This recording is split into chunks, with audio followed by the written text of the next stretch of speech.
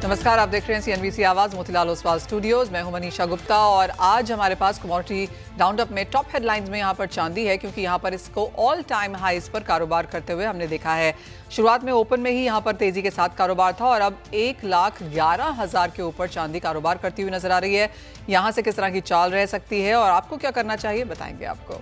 साथ ही बात करेंगे यहाँ पर डायमंड्स की, जहाँ पर पिछला साल थोड़ा सा स्लो था, लेकिन मार्केट्स को लगता है कि इस साल क्योंकि सोने ने ऑल टाइम हाई बनाया है तो वहाँ पर हमने कैरेटेजेस और वेट कम होते हुए देखे हैं, लेकिन लोगों का रुझान यहाँ पर डायमंड्स की तरफ बढ़ता हुआ नजर आया है। क्या है डिटेल्स, इस पर भी करेंगे चर्चा। इन सब पर बात करने के लिए हमारे साथ आज जुड़ रहे हैं किस्ना डायमंड ज्वेलरी के founder and MD Ghanshyam Dholakia. हमारे साथ हैं सिल्वर एम्पोरियम के MD राहुल मेहता, कोटक सिक्योरिटीज के AVP कायनात चेनवाला। ऑलराइट, मेरे producers, directors, everybody in the team, बहुत बहुत शुक्रिया वो विशेस के लिए। आज का दिन ऐसा है जहां पर हम ऑल टाइम हाईज देख रहे हैं, फिर चाहे वो चांदी है या बिटकॉइन है या फिर US में कॉपर प्राइसेस हैं। काफ़ी क्रेजी दिन की शुरुआत यहां पर हुई है और हमने बहुत ज़्यादा बढ़त यहां पर बाजार में बनते हुए देखी है। घनश्याम भाई, बहुत शुक्रिया साथ जुड़ने के लिए। और सबसे पहले एक डायमंड्स पर ही सेंस लेना चाहेंगे। जुलाई का महीना इंपॉर्टेंट है मेरे लिए और आपके लिए भी है, क्योंकि आपके 33 इयर्स पूरे हो गए अब इस महीने में। क्या प्लान्स हैं, कैसे गए ये 33 साल और आगे जाकर अब क्या विजन है? सबसे पहले तो बधाई देता हूं आपको Manisha ji, wish you happy birthday. भगवान को प्रार्थना, 125 साल जियो, ऐसी शुभकामनाएं। Thank you. तो जुलाई तो मेरी उम्र 33 साल से बहुत ज्यादा है, लेकिन आपकी कंपनी की फिलहाल 33 है, तो अब आगे क्या विजन है? नहीं, वैसे सभी के लिए जुलाई बहुत इंपॉर्टेंट है, आपके लिए तो, हमारे लिए और इंडिया का पूरा फार्मर के लिए जुलाई बेस्ट महीना है जी। क्योंकि हरिकृष्णा का तो 33 साल हुआ हमारा। 2 जुलाई को हमने ब्लड डोनेशन कैंप रखा था।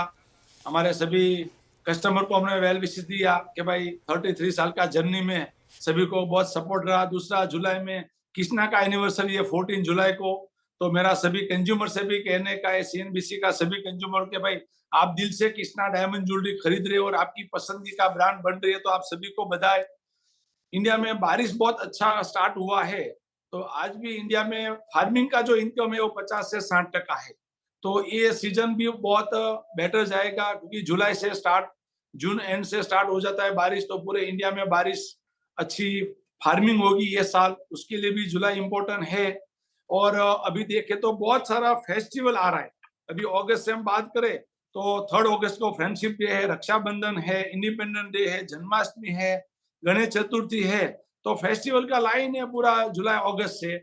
और सितंबर में भी ओणम आ रही है, तो ये सीजन तो बेहतरीन जाने वाला है। दूसरा, गोल्ड का काफी प्राइस लोगों भी को स्टेबल हो गया है।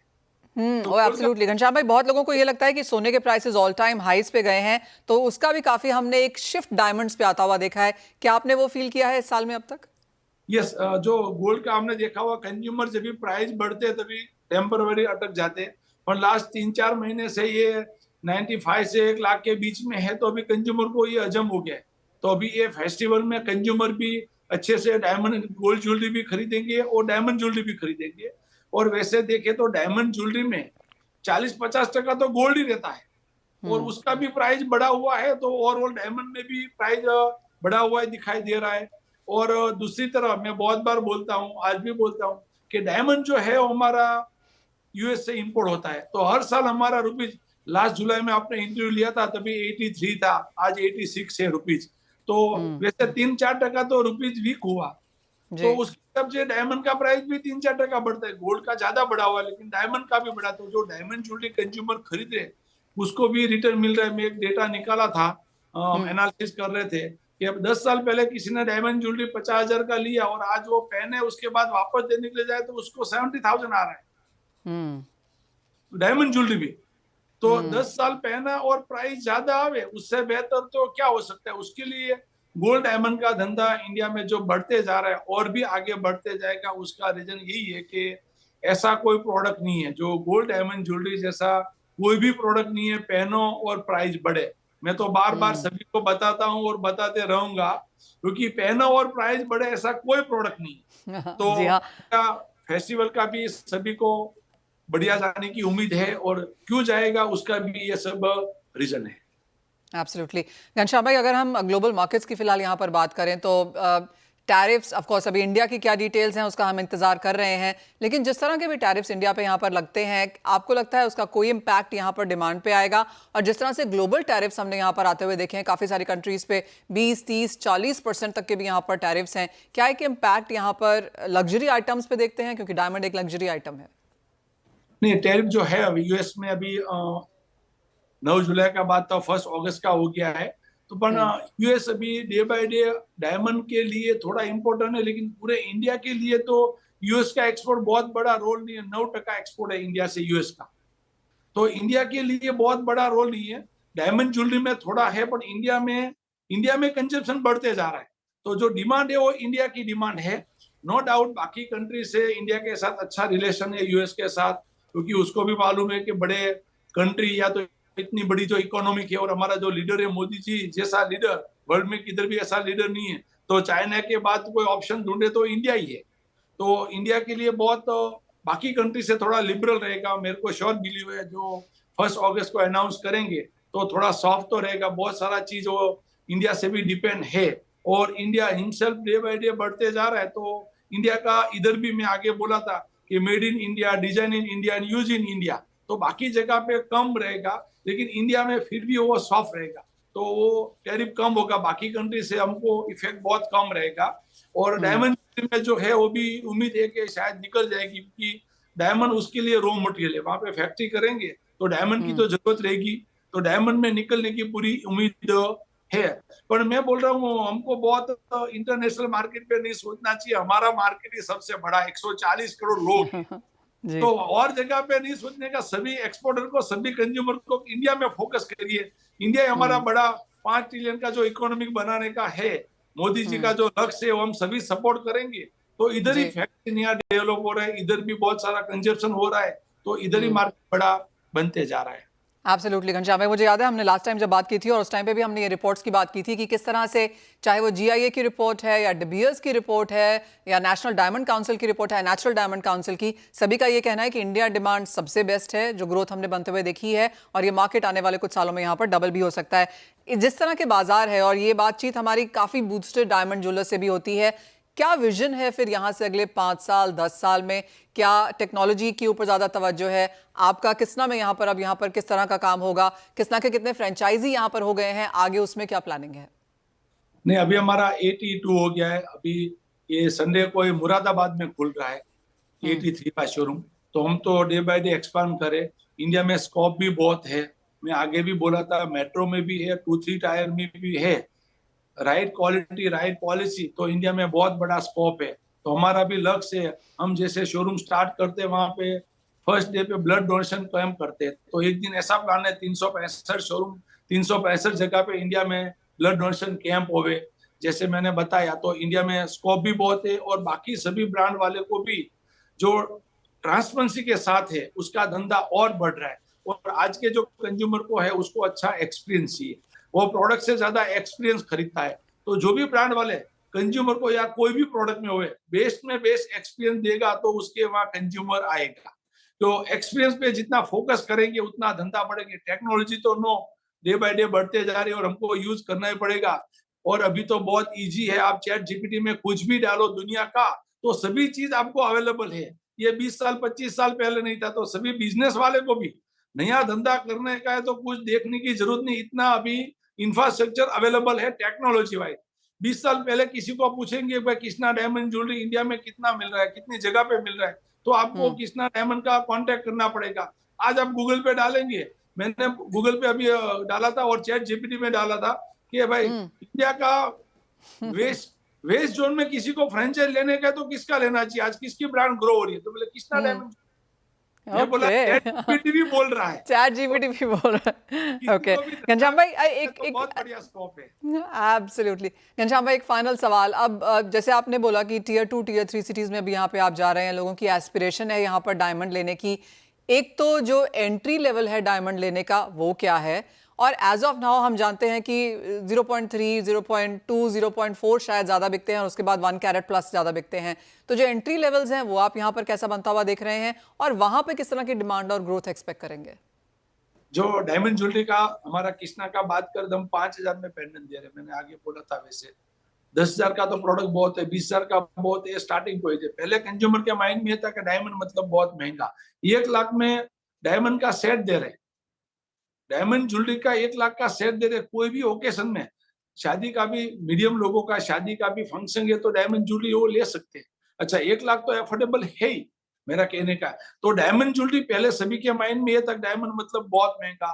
अच्छा, वापस देने का तो क्या आएगा, बहुत सारा ब्रांड वापस दे रहे, कृष्णा ब्रांड 90% वापस दे रहा है। कभी भी आज का प्राइस से 90% वापस दे रहा है। जैसे मैंने बोला 50,000 का खरीदा था 10 साल पहले, आज पहना उसके बाद वापस दे रहे तो उसको 70,000 आ रहा है। 70,000 में 10% काटेंगे तो अभी 64,000 आ रहा है। तो जितनी ट्रांसपेरेंसी बढ़ी है उतना डायमंड का धंधा और बढ़ा हुआ है, सर्टिफिकेट आने से बढ़ा हुआ है, और सभी ब्रांड ने किया हुआ है। कृष्णा ने किया ऐसा नहीं, बाकी सभी ब्रांड ने भी किया है। लेकिन जहां पे ट्रांसपेरेंसी बढ़ा है, सर्टिफिकेट आया, उसके हिसाब से और धंधा बढ़ा है। और सभी जो अभी आपने बताया कि ये जो एनडीसी जो ऐड कर रहे हैं, बहुत बड़ी बात है। एक साउथ अफ्रीका जो एंगोला कंट्री से करीबन 30-35% डायमंड निकल रहा है, वो एडवर्टाइज नहीं कर रहे थे वर्ल्ड में भी और इंडिया में। अभी एडवर्टाइज के लिए वो भी रेडी हो गया। तो अभी एनडीसी जो है, नेचुरल डायमंड काउंसिल, जो ऐड करी वो ऐड बढ़ेंगे, सभी कंट्री वाले, माइनिंग वाले उसमें पैसा दे रहे। तो डिमांड तो बहुत बढ़ने वाली है। आप 2 साल 3 साल में देखेंगे तो शायद पूरा नहीं कर पाए, इतनी डायमंड ज्वेलरी की डिमांड बढ़ने वाली है।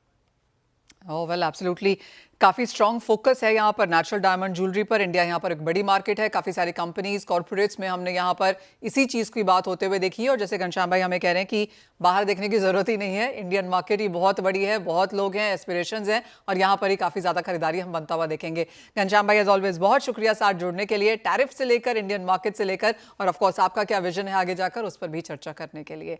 चलिए, तो बात हुई डायमंड्स की और ज्वेलरी की, जहां पर एक्सपेक्टेशन है कि आगे जाकर त्योहारों में अच्छी खासी मांग बढ़ सकती है। लेकिन एक जगह जहां पर हमने प्राइसेस को ऑल टाइम हाईज आज फिर से बनता हुआ देखा है, वो है चांदी।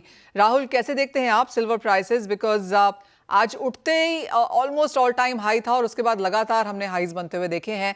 1,11,000 रुपए तो एमसीएक्स में क्रॉस हुआ है। फिजिकल में क्या प्राइसेस है?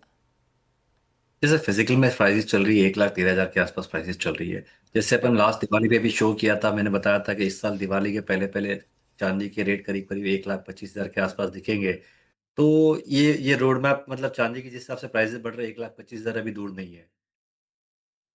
तक 1,25,000 आएगा। अगली दिवाली तक क्या आएगा Rahul? Just because we are talking numbers. See अगली Diwali it all depends lot of different factors which will determine कि नेक्स्ट प्राइसेस कहाँ हेड करेंगे। बट अभी करंट में 1,25,000 दिखा रहे हैं, but year on year 20 to 30% growth दिख रही है सिल्वर की प्राइसेस में। राहुल, किस तरह की डिमांड है फिर? क्योंकि जिस तरह से चांदी के प्राइसेस यहाँ पर बढ़े हैं, इन्वेस्टमेंट डिमांड सपोर्टिव है, और क्योंकि गोल्ड के प्राइसेस भी हाई हैं, उसका एक्सपिल ओवर जो हमने पहले शुरुआत में आता हुआ देखा था, क्या वो अब भी जारी है? सी चांदी के अंदर ओवरऑल जो कंजम्पशन डिमांड देखने जाए तो सिल्वर ज्वेलरी की डिमांड काफ़ी अच्छी तेज़ी से बढ़ रही है और काफ़ी रोबस्ट डिमांड है। और हमें काफ़ी लोगों की जो बातचीत हो रही है मार्केट के अंदर, होलसेलर्स रिटेलर्स के अंदर, सबको स्टैंड अलोन चांदी के स्टोर्स करने, चेन ऑफ स्टोर्स करने।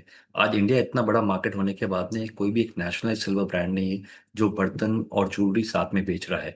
तो वो चीज़ की काफ़ी हमें लग रहा है कि काफ़ी डिमांड भी है। और आने वाले दिनों में अपन लगेगा कि काफ़ी चांदी के स्टैंडअलोन स्टोर्स ओपन होने वाले हैं across India. Well absolutely Rahul, मुझे तो एक भी चीज़ लगती है कि यहाँ पर कोई नेशनल सिल्वर एसोसिएशन भी नहीं है जहाँ पर हम नंबर्स, डेटा और वो सब आता हुआ देखें। क्या इसकी भी कोई बात हो रही है अब? नहीं, ये चीज़ की कमी काफ़ी टाइम से है, मगर चांदी की इंडस्ट्री ओवरऑल देखने जाए तो काफ़ी अनऑर्गेनाइज्ड है। अनऑर्गेनाइज होने के कारण ये जो डेटा है सबको साथ में मिलकर काम करना है, थोड़ी दिक्कत वाली काम आ रही है। और जैसे जैसे इंडस्ट्री आगे बढ़ रही है, हमें लगता है ये कि चांदी के प्लेयर साथ में आएंगे, एक एसोसिएशन बनाएंगे, उसको आगे लेके चलाएंगे। बातचीत चल रही है, पहल हो रही है, मगर कब ये इनिशिएटिव लेके आगे बढ़ेगा वो जल्दी हो जाएगा।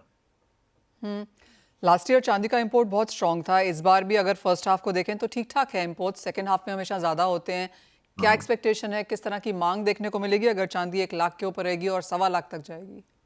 सी चांदी की अगर 1 लाख के ऊपर या 1.25 लाख के आसपास रहेगी तो चांदी ज्वेलरी की डिमांड काफी स्ट्रांग होने वाली है। बर्तनों की डिमांड में थोड़ी दिक्कत आएगी बिकॉज गिफ्टिंग डिमांड स्लो होने की चांसेस है। मगर ओवरऑल जिस हिसाब से चांदी के नए स्टोर्स के एडिशन हो रहे हैं, उस हिसाब से हमें लग रहा है कि चांदी की डिमांड काफी स्ट्रांग रहने वाली है। इन्वेस्टमेंट डिमांड में थोड़ी बहुत दिक्कत आएगी, बट कंजम्पशन डिमांड में कोई प्रॉब्लम नहीं होने वाली है। ज्वेलरी की डिमांड स्ट्रांग होने वाली है, आर्टिकल्स की डिमांड थोड़ी गिफ्टिंग सेगमेंट में सबड्यूड रहेगी। हम्म राहुल, यहाँ पर अब जिस तरह से आपने कहा कि डिमांड बेहतर बनते हुए नजर आ रही है, तो ज्वेलरी जिस तरह से है वहां पर किस तरह का ग्रोथ है डिमांड में?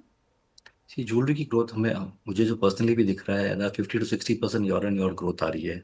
और ये consistent across across all the state से आ रही है। हर एक ज्वेलरी स्टोर से हम लोग जब बात करते हैं तो उनसे बात होती है तो पता चलता है कि चांदी की ज्वेलरी की डिमांड और ज्वेलरी की सेल इन रेटों में भी काफ़ी स्ट्रांग है, बिकॉज ज्वेलरी की जो प्राइजेस है सिल्वर की प्राइजेस से ज़्यादा इंपैक्ट नहीं करता, बिकॉज वो वैल्यू एडिशन के हिसाब से वो प्राइजेस मोटा मोटी सेम ही रहते हैं। कि ऐसा नहीं कि चांदी की प्राइजेस 10% बढ़ गई, सिल्वर ज्वेलरी की प्राइसेस 10% बढ़ जाती है, वैसा नहीं होता। तो चांदी की ज्वेलरी की जो डिज़ाइंस है, डिज़ाइंस भी काफ़ी अच्छी बन रही है, तो उसके हिसाब से डिमांड भी काफ़ी स्ट्रांग है और ये डिमांड कंसिस्टेंटली चल रही है।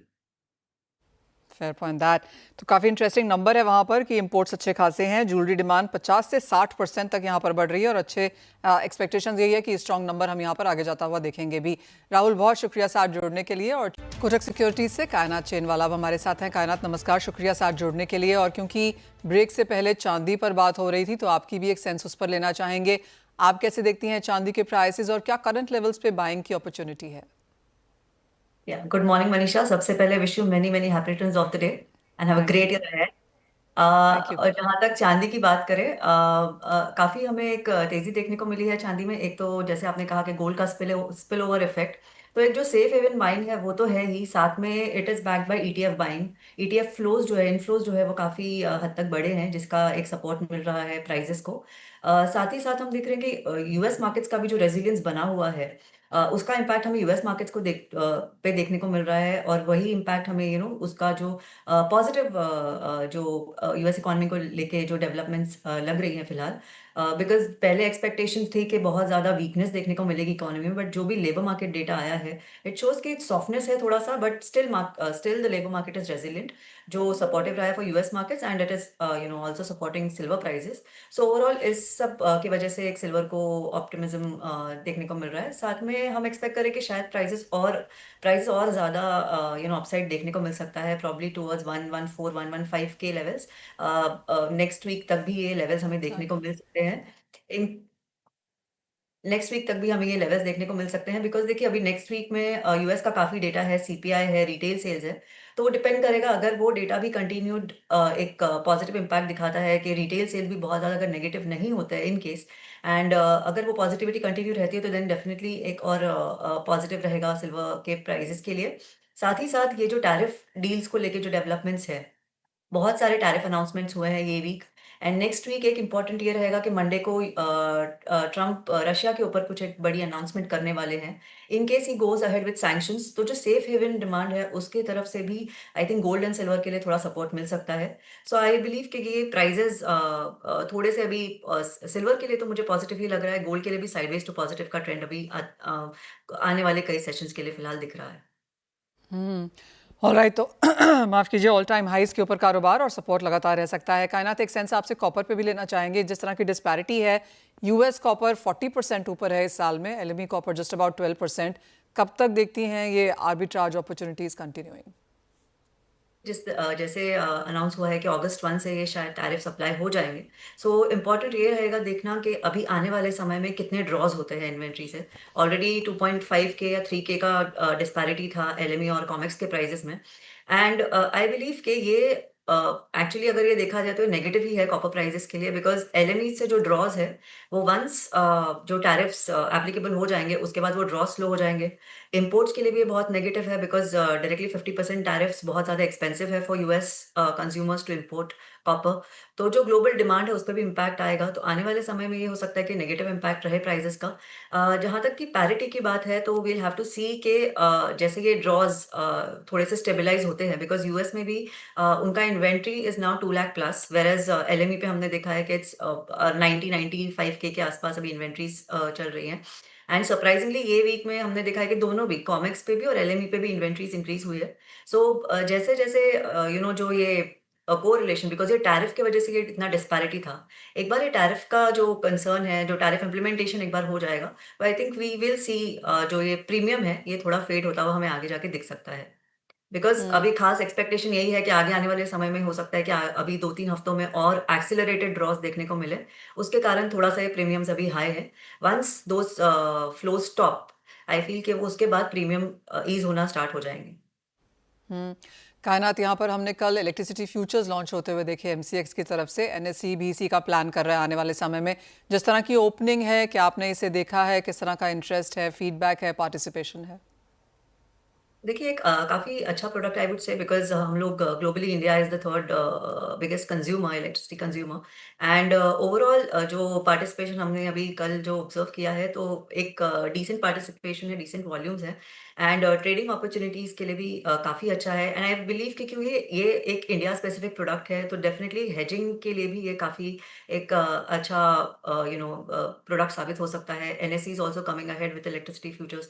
सो आई बिलीव कि इलेक्ट्रिसिटी एज अ प्रोडक्ट अभी ये थोड़ा सा नीश है, बट एज मार्केट्स थोड़ा बहुत ये एक ट्रेंड समझ में जब आने, because as a product it's a very I would say कि अच्छा प्रोडक्ट है, बिकॉज इंडियन मार्केट्स के लिए स्पेसिफिकली बनाया गया है, तो डेफिनेटली इस पे ध्यान देना चाहिए। बट प्राइजेस को लेके आई थिंक थोड़ा सा I would like to see the trend, and उसके बाद मैं उस पर कमेंट कर पाऊंगी। Oh, well, absolutely. प्राइसेस तो अभी बहुत जल्दी है बात करना, लेकिन किस तरह का yes, very participation early. Feedback है is what I wanted to understand. और जैसे आपने कहा कि इंटरेस्टिंग है, भारत तीसरा सबसे बड़ा यहाँ पर कंज्यूमर देश है, तो काफ़ी इंटरेस्टिंग होगा देखना कि इसमें किस तरह का हम पार्टिसिपेशन आता हुआ देखते हैं। कायनात, आपको जाने दें उससे पहले एक सेंस यहाँ पर क्रूड पे लेना चाहेंगे। सेकेंड वीकली गेन ज़रूर हैं, लेकिन ओवरनाइट जिस तरह से 2% की गिरावट देखने को मिली और बहुत ही कॉन्ट्रडिक्टिंग फंडामेंटल्स हैं, चाहे वो ओपेक है जिसने डाउनग्रेड किया है डिमांड, लेकिन दूसरी तरफ इमीडिएट रेड सी में सप्लाई कंसर्न्स हैं। आप क्या सेंस कर रही हैं यहाँ पर प्राइसेस में? देखिए इंटरेस्टिंगली क्रूड के केस में हमने देखा है कि जैसे हम एक्सपेक्ट करते थे कि अगर ओपेक सप्लाई प्रोडक्ट इंक्रीज करता है, देन मार्केट्स वर एक्सपेक्टिंग कि उसके वजह से नेगेटिव इम्पैक्ट आ सकता है प्राइजेस पे। पर हमने देखा कि ये वीक के स्टार्ट में प्राइजेस बहुत स्ट्रांगली होल्ड कर रहे थे अबाउट 67, इनफैक्ट $68 प्लस भी हमने देखा, बिकॉज सेंस ये बन रहा था कि ओपेक इज सप्लाइंग दिस, क्योंकि उनको दे आर वेरी कॉन्फिडेंट कि समर डिमांड जो है वो अच्छी रहेगी, और जो भी एक्स्ट्रा ऑयल आता है मार्केट में वो पूरा अब्जॉर्ब हो जाएगा। अब कल की अगर मैं वीकनेस की बात करूँ, कल वीकनेस इस वजह से आई है बिकॉज़ 2-3 फैक्टर्स थे। मेजर फैक्टर ये था कि ओपेक प्लस रिपोर्ट्स है कि ओपेक प्लस प्रोबेबली सितंबर का जो रेट आउटपुट हाइक है 5 लाख बैरल्स का, उसके बाद दे माइट पॉज़। अब वो पॉज़ का उसके पीछे का रीज़निंग ये लग रहा है अभी फ़िलहाल के उनको भी ये लग रहा है कि समर डिमांड के बाद एक्स्ट्रा बैरल्स अब्ज़ॉर्ब करने के लिए उतना डिमांड नहीं होगा, which is negative for demand outlook. साथ ही हम देख रहे हैं कि ऑलरेडी सप्लाई हायर साइड पे ही है। सो जो ग्लट कंसर्न्स है वो तो ऑलरेडी बने हुए for latter part of the year.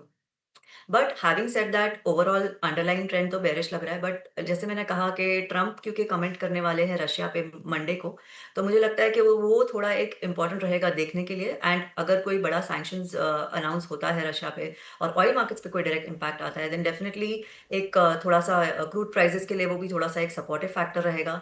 Red सी के कंसर्न्स ऑलरेडी बने हुए हैं, तो वो भी एक थोड़ा सा पॉजिटिव रह सकता है मार्केट्स के लिए, बिकॉज हमने कोई क्लोजर नहीं देखा है इसराइल ईरान कॉन्फ्लिक्ट का। इट इज जस्ट दैट एक फायर अनाउंस हो गया, बट कंटिन्यूसली आप देखोगे तो डिस्कशंस चालू है, या नेगेटिव जो भी रेड सी में अटैक्स है वो कंटिन्यूसली चालू है। अब नेक्स्ट वीक ये है कि यूएस ईरान की मीटिंग है, बट जी। They are lot of hurdles, क्योंकि ईरान को एक दे वांट द कॉन्फिडेंस कि इजराइल वोंट अटैक। जब ये हो रहा है, जो डिस्कशंस चल रही हैं, तब तक वो अटैक नहीं करे। And they want the assurance from US कि वो कोई सैंक्शंस नहीं लगाएंगे ईरान के ऊपर। सो ये सारी जो चीजें बहुत बड़े चैलेंजेस हैं जो बहुत इजीली सॉल्व नहीं होने वाले। सो मुझे एब्सोल्युटली। लगता है कि नियर टर्म में हो सकता है ये रीजंस होंगे जो क्रूड को थोड़ा सपोर्टिव रखेंगे, बट ये लॉन्ग टर्म थोड़ा बेरिश ही लगता है क्रूड के केस में। ऑलराइट, तो हम सपोर्ट देख सकते हैं, लेकिन एक रनअवे रैली की एक्सपेक्टेशन क्रूड ऑयल प्राइसेस में बिल्कुल नहीं है। कायनात, एज ऑलवेज बहुत शुक्रिया साथ जुड़ने के लिए, बहुत डिटेल में समझाने और ऑफ कोर्स वो स्ट्रैटेजीज भी शेयर करने के लिए। वेल, इसी के साथ फिलहाल इस कार्यक्रम में इतना ही समय है। हम एक ब्रेक के लिए रुकेंगे, लौटेंगे तो बात करेंगे इक्विटीज़ पर।